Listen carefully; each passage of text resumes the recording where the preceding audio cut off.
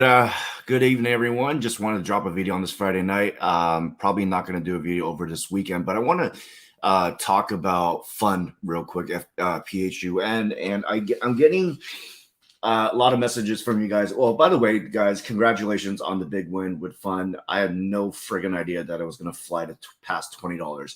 I mean, that was awesome and amazing. Some of you guys doubled your accounts. Some of you guys made good money. Some of you guys lost money on fun, which was intriguing.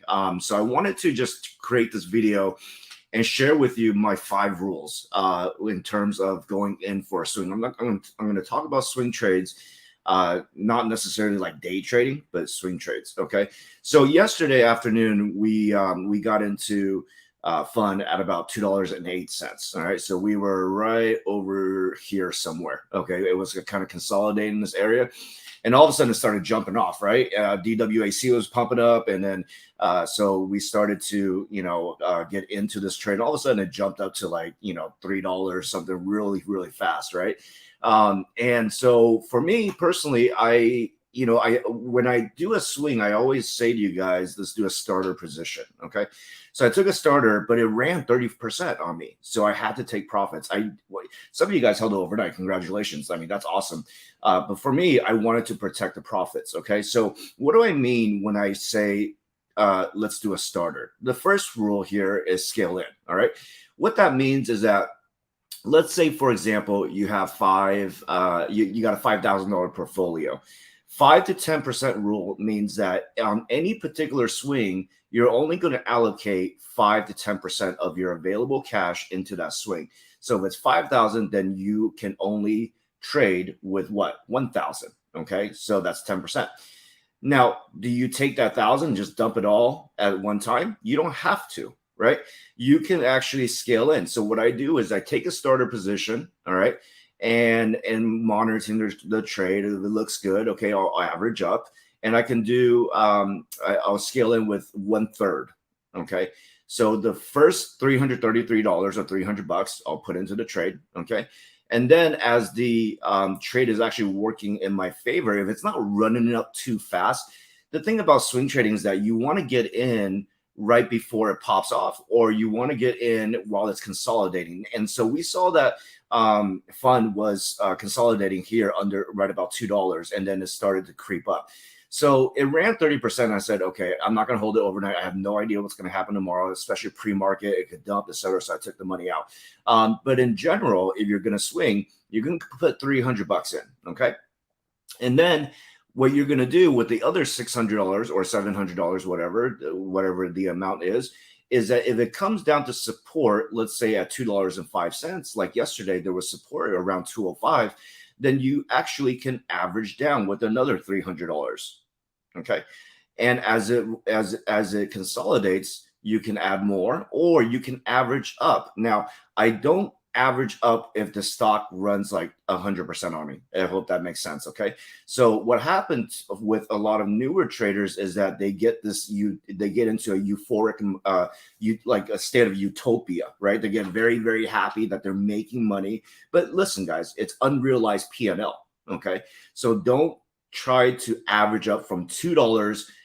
It goes to 10 and you're averaging up to like 9. That doesn't make sense. You're losing all your P&L or profit here, or unrealized profit. So now some of you guys held throughout the day, okay, which is good. I got up pre-market and I made an entry at 7, which was like, I didn't like my entry at all, right? And that's okay. I just held it throughout the pre-market, and then it finally, I got in at 648, right about here. And when I got in, I was intending to not hold throughout the day. All right, I was going to scalp this one. So I virtually got out around 7:15, 7:20, it almost hit 8, right around there. And then finally the bell just took off on us. Okay. So in these type of situations, you can start scaling out. You got $1,000 in there. Okay.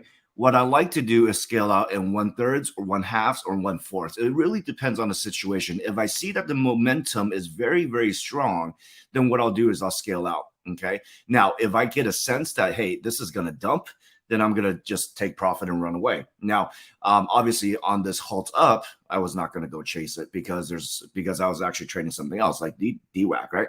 But when it runs up like this, what you guys got to do is start scaling out. Okay. No matter how much money you're making, no matter how much you think you're going to make, you got to start locking in the profits in 1/3 or 1/4. Okay. Now, this had just insane volume in the first 20 minutes at the bell. And also, not only that, but it halted every other minute. Okay. Even when it halts, you can put in limit orders and just set sail. Okay. Because usually on the halt up, right when it opens up, it's going to run up. Okay. So set a target, let's just say $17 and then sell. Okay. If you still want to ride it a little bit more, fine, sell at 20. Understand that also this candlestick is what we call a shooting star. So at this signal, it halted down. Okay. So that means people were getting out of the trade. All right. So this actually dumped down all the way to freaking $7. So if you bought in here or even here and you let it run up to $25 and did not secure profit, you lost a lot of profit on this dump. Okay. And of course, yeah, jump back up to 14, but here we are consolidating around the $8 area. All right. So learn to scale out of the trade and scale into the trade. Protect your bag and be on the defensive side. There is always someone that's dumping their shares. Your job is to trade well, and the P&L is the result. Okay. I'm kind of skipping around. Number 4, do not dump port into winning trade. Now, it's super risky, but I saw some of you guys do it. Some of you guys went from $50,000 account to $150,000 account overnight, which was great. Good news. Okay. But please understand that cannot happen. All right. You will easily lose your entire portfolio if you dump your port into a winning trade. When you have that desire, temptation, which we call greed, that you want to go ahead and risk your entire port or a major chunk of your port, that is when you will end up suffering. Now, you may get lucky and double your port. That's a good thing. All right. But you must not do that in the future, because one of these days it'll catch you off guard and you will get sucked out. Okay.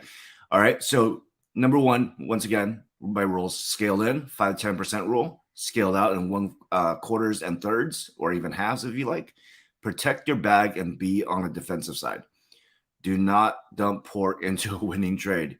Focus, my friends, on trading well, and the P&L, okay, or the profits will come. All right. So I hope this was useful. I will catch you guys on